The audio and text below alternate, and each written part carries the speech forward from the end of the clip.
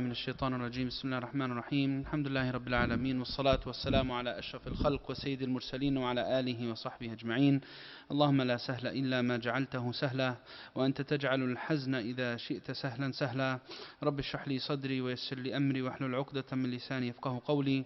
اللهم بارك لنا في جمعنا هذا، اللهم اجعل جمعنا هذا جمعا مباركا مرحوما، واجعل تفرقنا من بعده تفرقا معصوما، ولا تجعل فينا ولا منا ولا معنا شقيا ولا محروما. اللهم يا ربنا إنا نسألك أن تملأ قلوبنا وبيوتنا بنور رحمتك. اللهم املأ قلوبنا وبيوتنا بنور الهدى وبنور القرآن.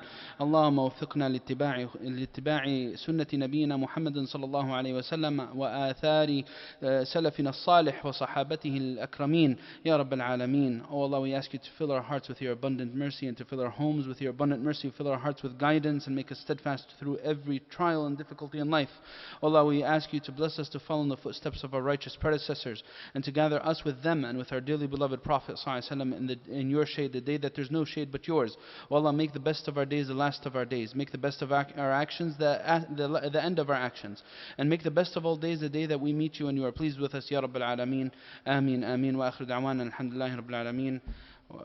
Jazakumullah khairan for coming. And today we're going to continue with the life of Uthman. But before I get into that, I just want to remind you also that this coming week we're going to start up our courses again.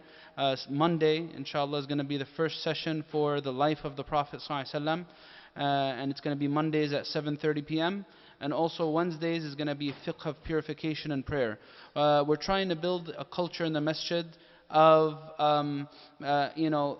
seeking knowledge and trying to make our deen and our religiosity based on understanding and based on a level of depth that would help us feel a more sense of comfort with our faith and our iman, and a higher level of certainty with that. So if you can join us on Monday or Wednesday or both, then this would be great, inshallah ta'ala. Jazakumullah khair. The life of Uthman radiallahu ta'ala anhu. Today I have the subject of the achievements of Uthman. Sayyidina Uthman, among the four khulafa, had the longest reign. We said he reigned for 12 years. 6 years of those was a continuation of the glory years of Sayyidina Umar ibn al-Khattab and the great Muslim expansion that happened during his time. Sayyidina Abu Bakr, as you know, we said before, he led for 2 years and some change. Sayyidina Umar was a Khalifa for about 10 years. And then Sayyidina Uthman was Khalifa for about 12 years. And then Sayyidina Ali was Khalifa for about 5.5 years.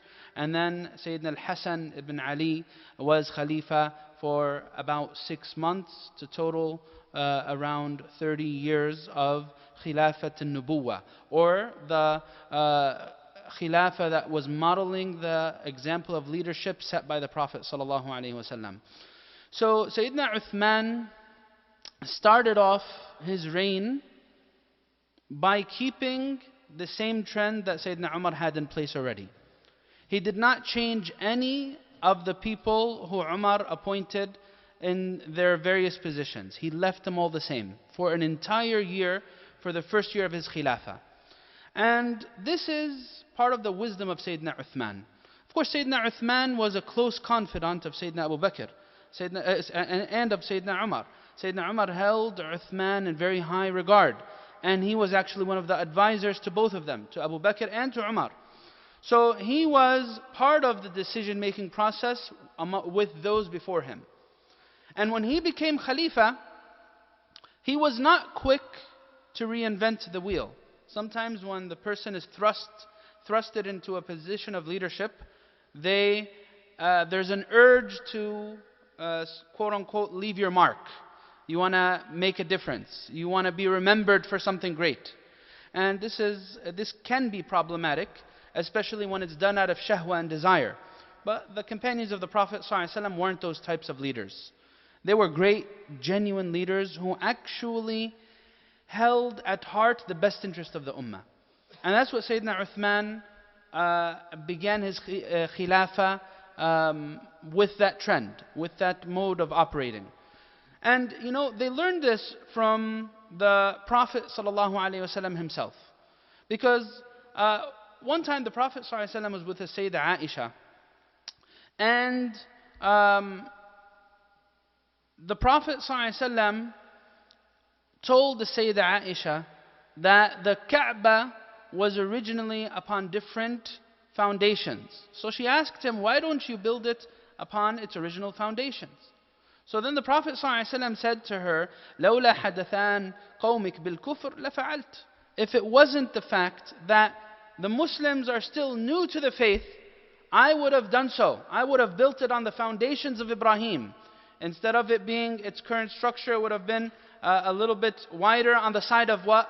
On the side of the Hijr of Ismail. It used to be a little bit bigger from the side of the Hijr of Ismail. So he said, if it wasn't the fact that they were new to Islam, then I would have done so. And this shows us the wisdom of the Prophet ﷺ. Prophet ﷺ wasn't about unnecessary clashes, wasn't about pointless controversy. And sometimes that's how people see leadership. They see it as pushing the grain, raising controversy, pushing the grain and going against the grain, and creating unnecessary clashes in their path, undoing everything that was done before, right? So pushing the grain, going against the grain. The Prophet ﷺ, his companions, they were not about this. Now, was the Kaaba rebuilt after the time of the Prophet ﷺ? Yes, it was. When was that? When a great fire happened in Mecca, and the Kaaba was actually burned down, and it was rebuilt during the time of Sayyidina Abdullah ibn Zubayr. And this was only for a short period of time. Sayyidina Abdullah ibn Zubayr actually built it according to how the Prophet ﷺ considered doing it. The Prophet didn't do it for the sake of wisdom, the wisdom of leadership. Sayyidina Abdullah ibn Zubayr actually rebuilt it according to the foundations of Ibrahim, and he put for it two gates, an entry and an exit, as the Prophet ﷺ had in mind. And what happened was, when Abdullah ibn Zubayr was removed from Mecca, and in the great controversy and fitna that happened during his time between Al-Hajjaj ibn Yusuf and him and Al-Hajjaj and Abdul Malik ibn Marwan, Abdul Malik ibn Marwan actually undid what Sayyidina Abdullah ibn Zubayr did. And that was because they weren't aware of the hadith of the Prophet ﷺ about considering this. They thought that he did it out of tashahi and out of pure desire and innovation. So during the time of Al-Mahdi ibn Mansur, this Khalifa asked the opinion of Imam Malik. Should I reinstate what Abdullah ibn Zubayr had done according to the model of the Prophet ﷺ of how he envisioned the Kaaba being? So Sayyidina Imam Malik gave him golden advice, all emphasizing what? Leadership is not about reinventing the wheel. Leadership is not about leaving your mark. It's about holding at heart what's in the best interest of those you lead. That's what leadership is about. That's what Sayyidina Uthman and the companions in general teach us. What did Sayyidina Imam Malik tell this Khalifa? He said to him, إني أكره أن يتخذها الخلفاء لعبة. هذا يرى رأي ابن الزبير وهذا يرى رأي عبد الملك بن مروان وهذا يرى رأيا آخر. He said, I fear that the Kaaba would be taken as a toy, as a game, by every new leader that would come. One siding with Ibn Zubayr and the other siding with the view and vision of Abdul Malik ibn Marwan, and another coming up with his own view. And then we're going to find that our sacred site and our Kaaba is going to be constantly at the mercy of the shahawat and desires of corrupt leadership. This was the wisdom of the early companions, brothers and sisters. Sayyidina Uthman followed in the example of the command of the Prophet ﷺ, in which he said, اقتدوا بالذين من بعدي أبي بكر وعمر. Following the example of the two that will come after me, Abu Bakr and Umar, or the two that are after me, meaning in rank and in status, and that is Abu Bakr and Umar. So there was a number of things though that caused controversy during the time of Sayyidina Uthman ibn Affan. Some decisions he made. And every single person in a leadership position is going to be exposed to that. Always going to be exposed, no matter how great you are, always going to be exposed to the criticisms of those you lead. So, what are some of these things? One thing, Sayyidina Uthman ibn Affan, during Hajj, while in Mina, instead of following the sunnah that was set by the Prophet ﷺ and followed by Abu Bakr and Umar, of shortening the prayers when you combine them in Mina, Dhuhr and Asr, 2 and 2, he prayed them in full, 4 and 4. And this created some controversy during his time. And some people criticized him for this. Why did he do that? So why do we shorten the prayers to begin with during Mina? For the sake of travel. Not because it's a special circumstance. No, we do it, according to the majority of scholars at least, for the sake of travel. And it's recommended, not mandatory, according to the majority again.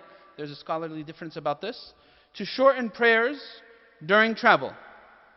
Why did Sayyidina Uthman not do this? They mention a number of reasons. One of the most evident reasons he didn't do this, he didn't shorten prayers, was to teach the newcomers to the deen. Because in that year, many of the newcomers to Islam and many of the Bedouin Arabs had joined Sayyidina Uthman for Hajj. And he did not want them to misunderstand and misinterpret what was being done. Because these are individuals who did not live in the bastion of Islam. They didn't live in Mecca. They didn't live in Medina. They weren't very well versed about the teachings of Islam. They were very simple people. They followed whatever they saw in front of them. And this, the Khalifa, if he was praying Asr 2 rak'ahs and Dhuhr 2 rak'ahs, they probably would not know any better and end up doing the same thing all year round, traveling or not. So Sayyidina Uthman, and this is actually mentioned in some of the hadith, they state that Sayyidina Uthman actually stood up and he clarified this. And when he clarified it, one of the Bedouin Arabs in attendance actually said, Ya Amir al-Mu'mineen, ما زلت أصليها منذ رأيتك عام أول ركعتين. One of the Bedouin Arabs actually had this misunderstanding. He said, I have been praying Dhuhr and Asr, 2 rak'ahs, ever since I saw you do it. Which was a few years back. I didn't know that it was supposed to be 4 and 4. You would be surprised. Can someone really be that ignorant about the teachings of Islam? Yes, it absolutely can and does happen. Maybe perhaps not this example, but many other examples, even in our current reality today. Some of the basics about Islam are unknown to certain individuals, or to many people, to many people. And this is part of the wisdom of leadership. To do contrary to the norm for the sake of education. And this is actually something the Prophet ﷺ himself did. You see this in the Sunnah of the Prophet ﷺ. Certain examples where the Prophet did something that is makruh and disliked and abhorred for us to do. But for him, it was part of conveying the message. Because for him, he had to do that. Because someone might misinterpret a statement of his as an outright command that if you don't comply, you would actually be committing a sin. So when he would do contrary to what he commanded, this would show that the matter is not halal and haram, but rather recommended versus disliked. So the Prophet ﷺ had to do that as an educator. Sometimes do contrary to the norm and contrary to what is preferred for the sake of education. What's the example of this? When the Prophet ﷺ, in one case, actually urinated standing. Many of the scholars interpreted this, that this is the Prophet ﷺ urinating standing to show that this is something that is jaiz. Even though they hold that this is makruh and disliked. Why is it makruh and disliked to urinate standing? Because it would leave the man more susceptible to becoming najis and dirtying his clothes. And hence, his prayers would end up not being accepted. And so for this reason, the Prophet did it to show that it is jaiz and not haram, but at the same time, the norms establish that this is not the preferred practice. So this is very important. And there's many examples that you could think of to do this. That sometimes perhaps the people are used to a certain thing. I'll give you a quick example, like in sajdat al-tilawa. It is recommended, at least according to the vast majorities, to do the prostration of tilawa when reciting certain verses in the Quran. It's recommended, not required.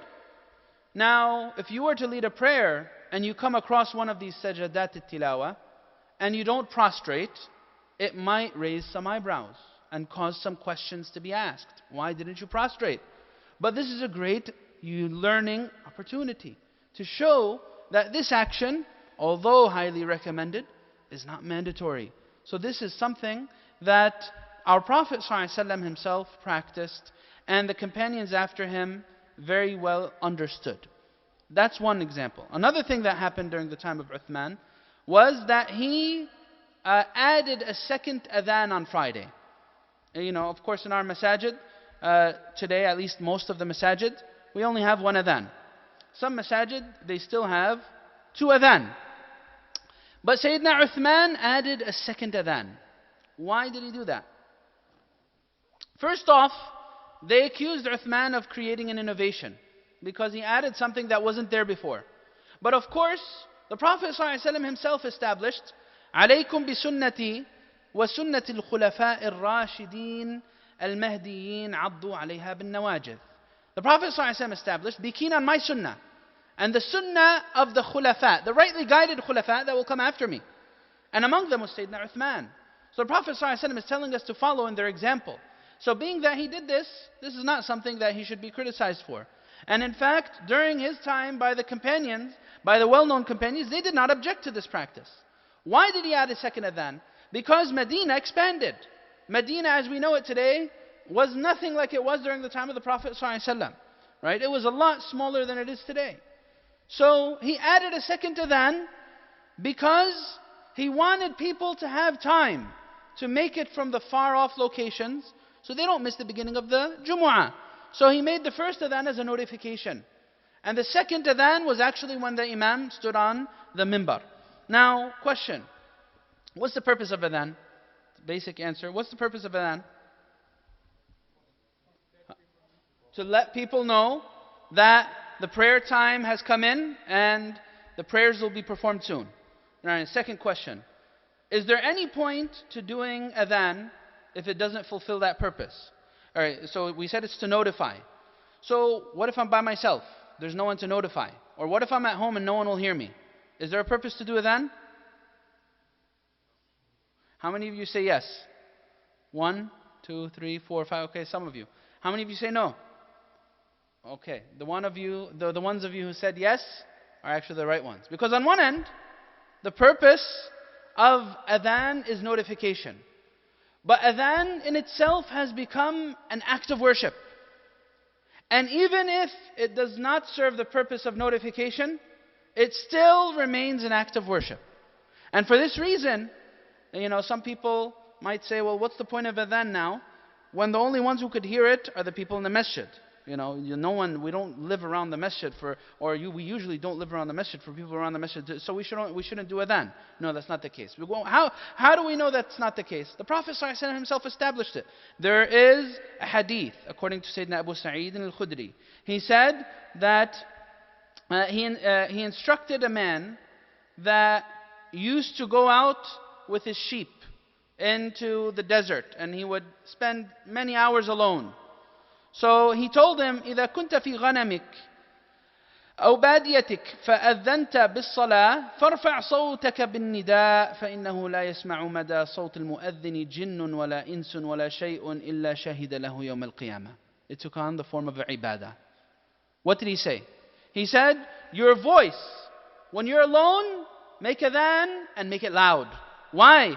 Because the extent of your voice, if it's heard by any of the creations of Allah, whether it is a jinn or a human being or any other type of creation, it'll all witness for you on the Day of Judgment. So that's why, if you're going to pray alone, is it recommended? It's not required. Is it recommended for you to make adhan? Yes, absolutely. If you're going to pray alone, make adhan. Alright. If you're actually even going to be making up the prayer, you're not praying on time, you missed Fajr, you overslept, is it recommended for you to adhan? Yes, it's still recommended for you to adhan. Why? It's an act of worship. But the origins of this act of worship was to notify people about the entry of the time of the prayer, about the entrance of the time of the prayer. And that's why Sayyidina Uthman added a second adhan. Now, there's something very important to note here. Sayyidina Uthman, was him adding this second adhan baseless? Now, can someone follow the same logic or claim to follow the same logic and say, well, you know what, people are very far from Allah subhanahu wa ta'ala today, so instead of having 5 prayers, I think we should add a 6th one, because people need the extra reminder, right? Or, add something else to the deen. Can you do that? No, you cannot. Someone might say, well, isn't that similar to what Uthman did? He added something, he added an act of worship to our practice that wasn't originally there. No, we say there's a difference. What Sayyidina Uthman did actually had a basis in Sharia. What was this basis? Where else do we have 2 adhans? Who knows? Where else does the issue of 2 adhans come up? Anyone know? It comes up in Fajr prayers. And this comes up when we're discussing fasting. Alright? Because what would happen, there would be 2 adhans for Fajr during the time of the Prophet ﷺ. The first muadhin was who? Bilal. The second muadhin was who? Abdullah ibn Maktoum. The Prophet ﷺ told the companions, if you hear Bilal making adhan, or when you hear Bilal making adhan, continue to eat and drink. Because Bilal makes adhan at night. Why does he make adhan at night? To notify people prayer times are coming soon. Continue to eat and drink until you hear the adhan of who? Ibn Maktoum, because he makes adhan when Fajr comes in. So Sayyidina Uthman followed the same logic. The Prophet ﷺ wanted people to get an early notification. Hey, if you're going to fast, when you hear the adhan of Bilal, make sure you start wrapping everything up. Because soon after, the adhan of Ibn Maktoum will come. So he had a basis. It wasn't completely baseless. But if you add a 6th prayer, this is of course completely baseless. So this brings us to the concept of innovation.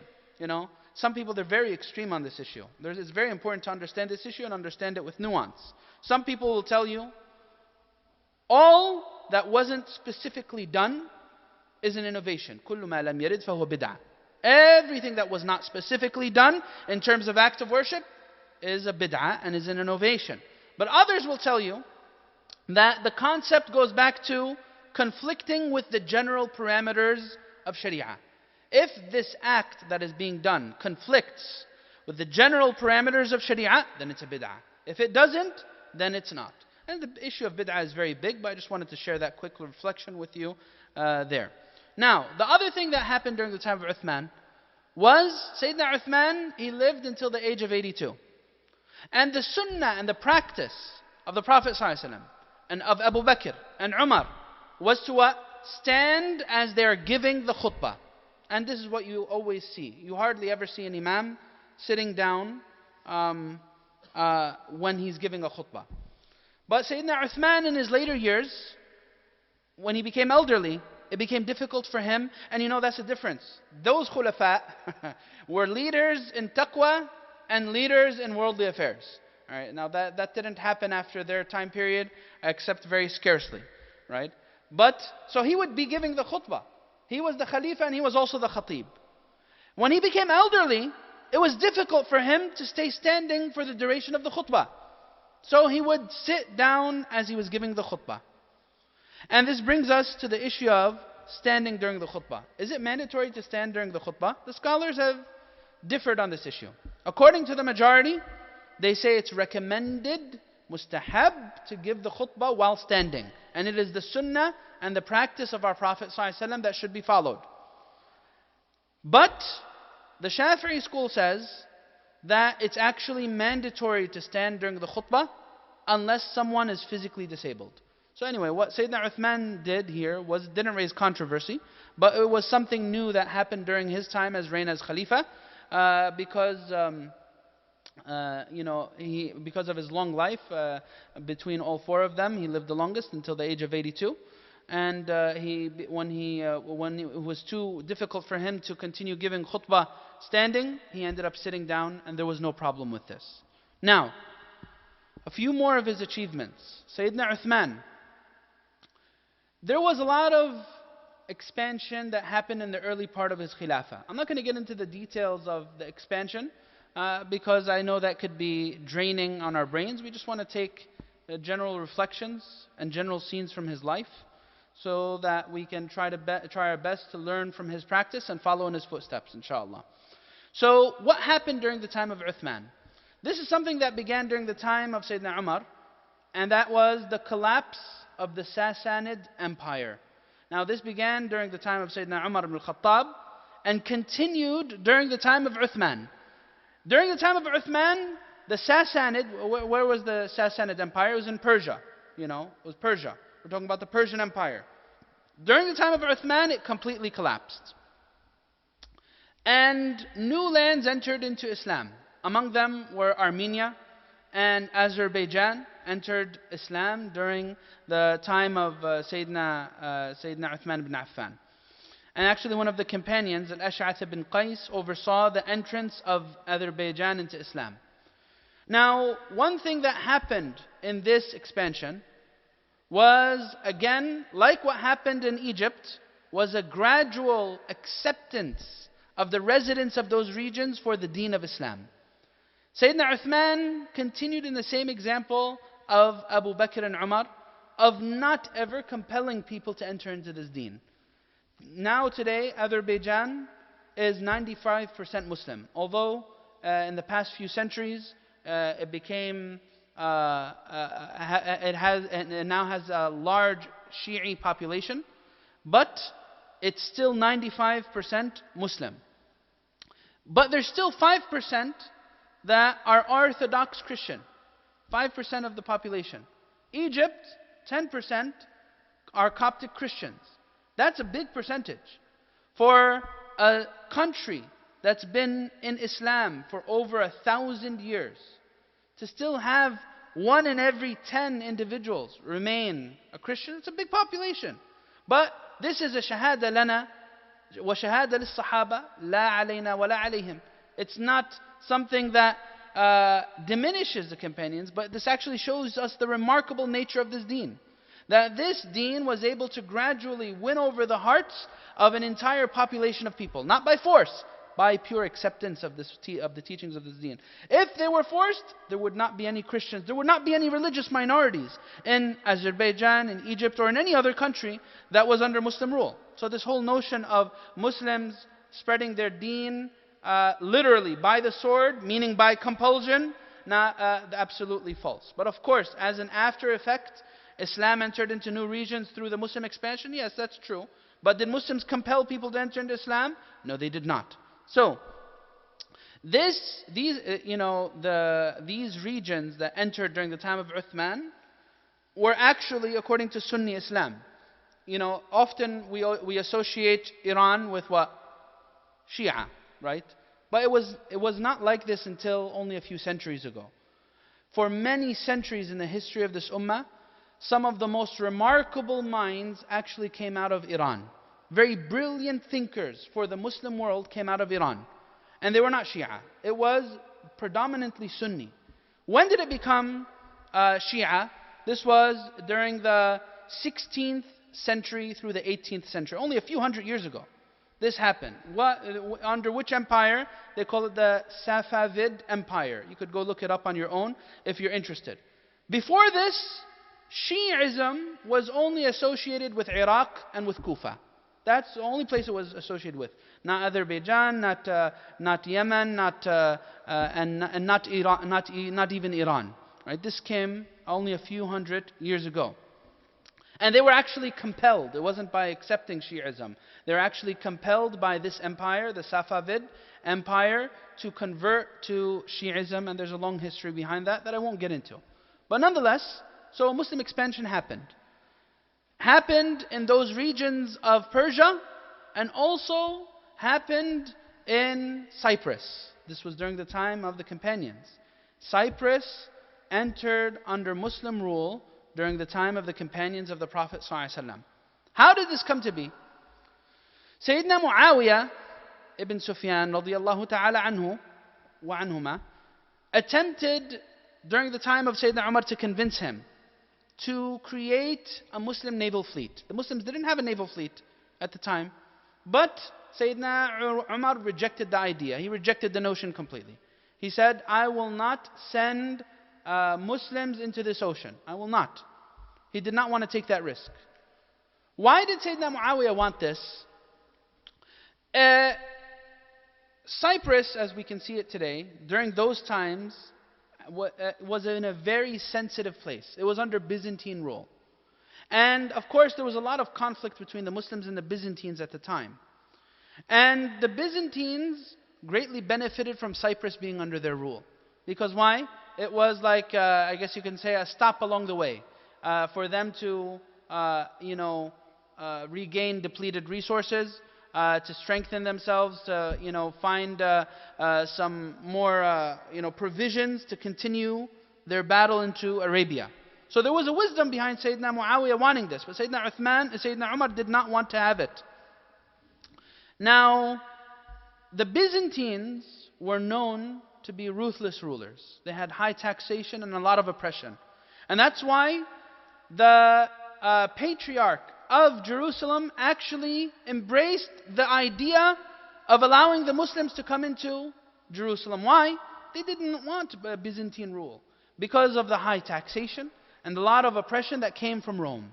So this was something that Sayyidina Muawiyah actually pursued during the time of Uthman once again. So during the time of Umar it didn't happen. But Sayyidina Muawiyah brought this issue up again with Sayyidina Uthman. Sayyidina Uthman was a little hesitant, but he accepted. But he put certain conditions. He said that there should be no draft.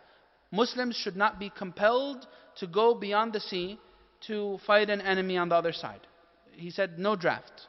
It should be purely upon their own will and desire. So Sayyidina Uthman sanctioned the first Muslim naval fleet. Sayyidina Muawiyah undertook the mission and the responsibility of putting this fleet together. Where was this fleet assembled? In Palestine, in Palestine, in Akka. And that's where they actually went to Cyprus from Akka in Palestine. So this Muslim naval fleet actually had a number of great companions. Among them was Sayyidina Abu Dharr, Sayyidina Ubadah ibn Samit, Sayyidina Shaddad ibn Aus. Actually also had some women companions, like the mother of Sayyidina Anas ibn Malik. And her name is Haram bint Milhan. She actually also went with the Muslims in this, Abu Darda and others. These are companions. The Prophet ﷺ during his time actually saw a dream about this happening, about the Muslims conquering Cyprus. What was his dream? This is an authentic hadith. It's mentioned that the Prophet ﷺ was sleeping one day and he saw a dream, and when he woke up he was smiling. Who was there? Sayyida Haram bint Milhan, the mother of Anas ibn Malik, who was a servant of the Prophet ﷺ for many years. She was there. So she asked the Prophet ﷺ, why are you smiling?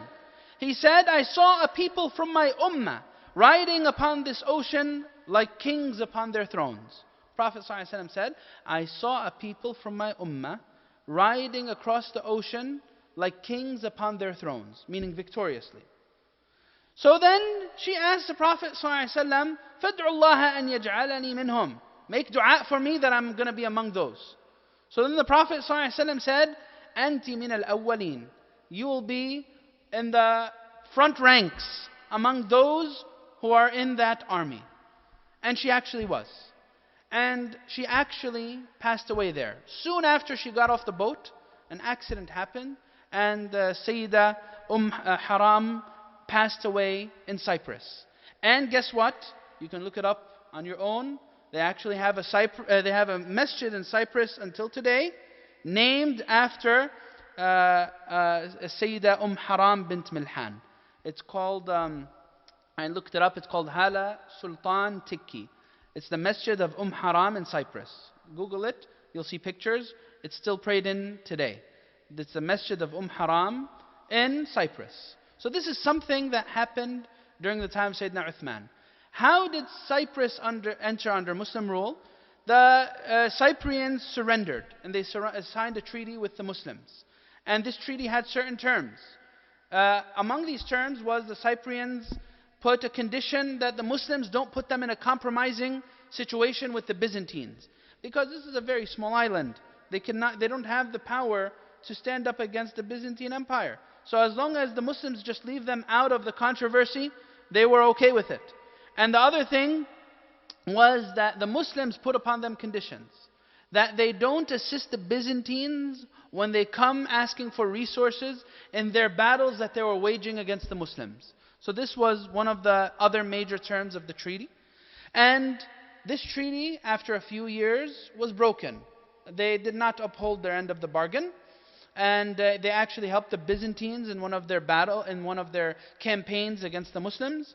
And then, during the time of Sayyidina Muawiyah, the Muslims reconquered Cyprus. And actually, Cyprus is different than Andalus. It's actually unique in its history.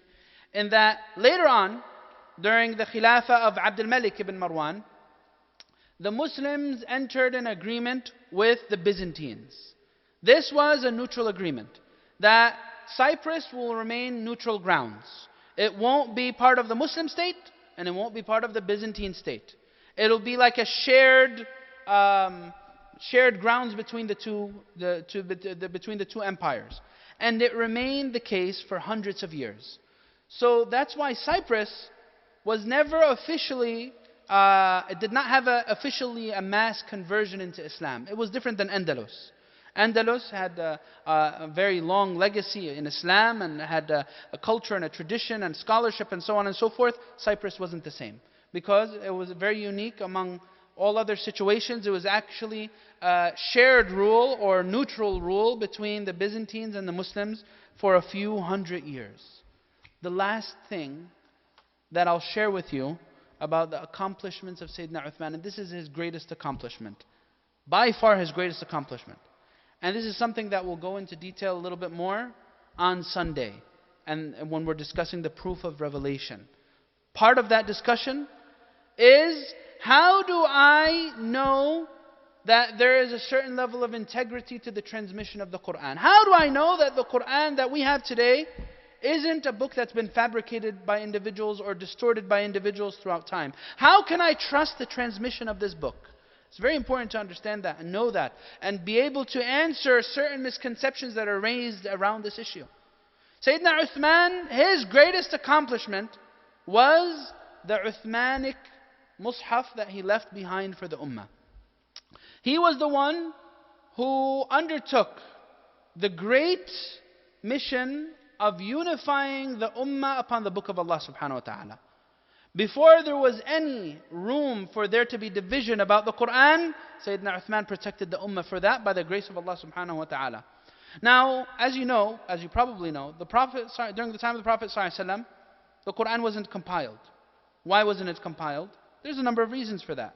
One obvious reason was what? Revelation was still coming down.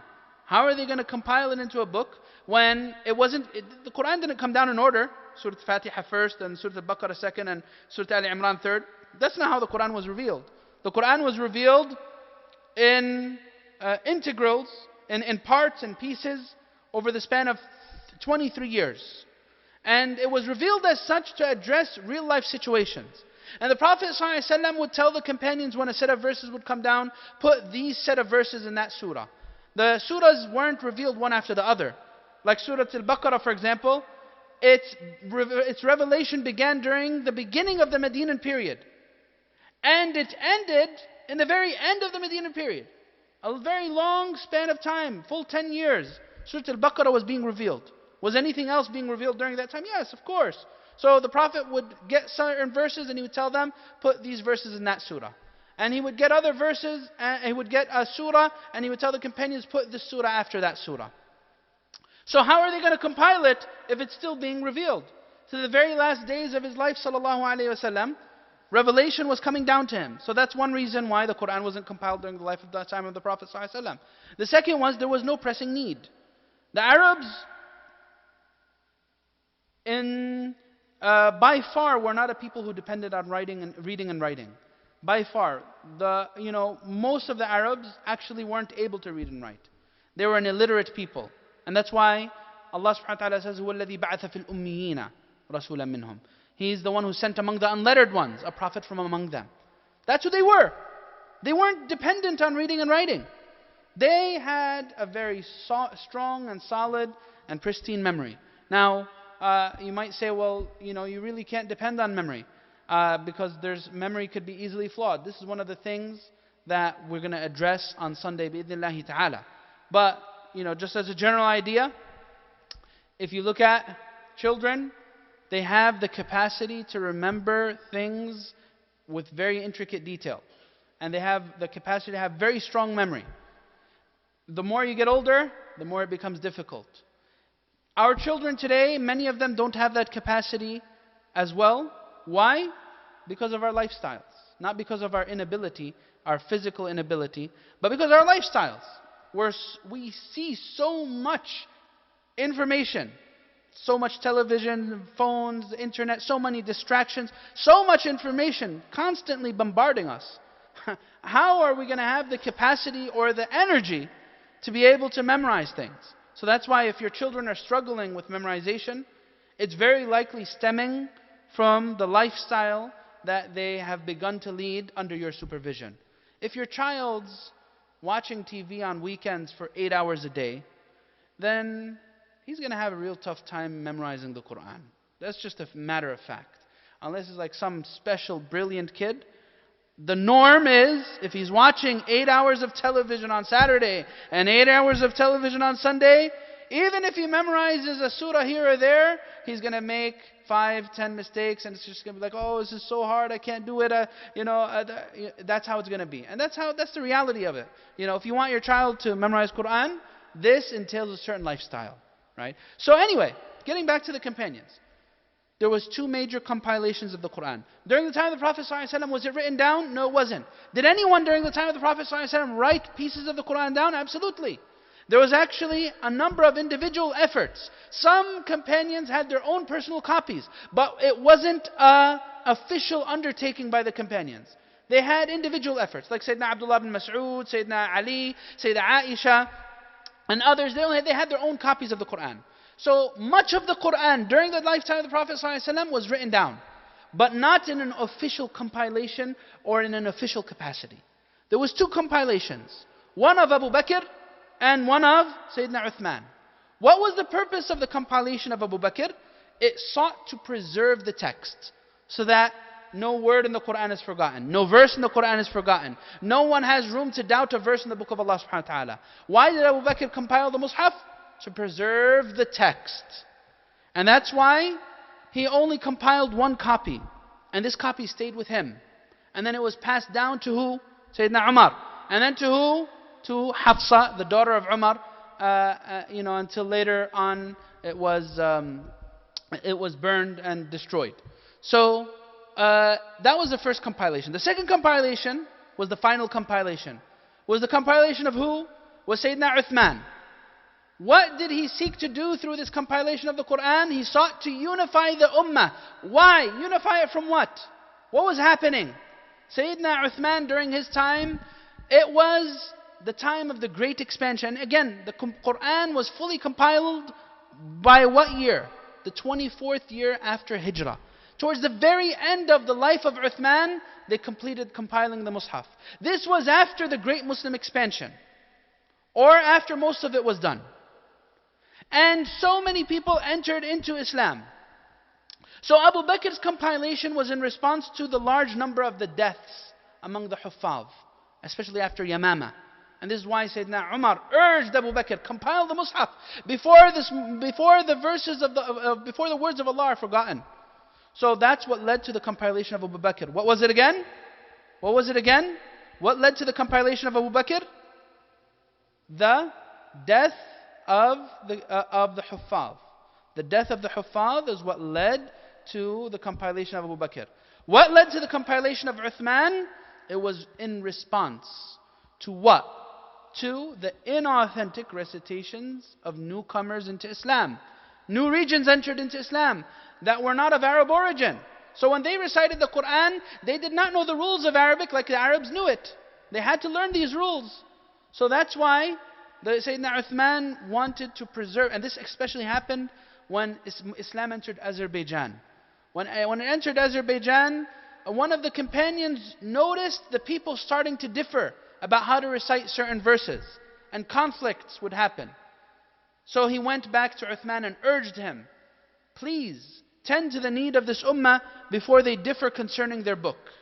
So that's why Sayyidina Uthman compiled the Mus'haf. Sayyidina Abu Bakr, another difference between them. Sayyidina Abu Bakr, because his mission was to preserve the text, he sanctioned who? Who was the one who compiled the Mus'haf? Zayd ibn Thabit. One person oversaw the process of compiling the Mus'haf. Uthman had a committee of 4 individuals. One of them was Sayyidina Zayd ibn Thabit. Another difference between them. Abu Bakr ordered that one Mus'haf be made. And this Mus'haf was not like the Mus'haf that we have today. Its purpose was to compile the verses, not necessarily focus on the script. Right? Uthman radiallahu ta'ala anhu ordered several copies to be made. And he sent a copy to each province of Islam.